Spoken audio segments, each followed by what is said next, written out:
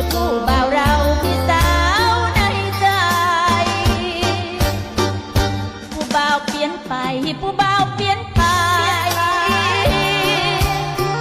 แอบซ่อนผู้ใดเอาไว้ข้างๆถึงอายจะมายืนยันแต่ว่ารีนั้นเหมือนยกมาอ้างผู้บ่าวน้องนางเดี๋ยวนี้เปลี่ยนไปอกหักอีกครั้งเสียแล้วมีแววเจ็บใจอีกคนมีบ่ใจคนเห็นไม่มักหน้า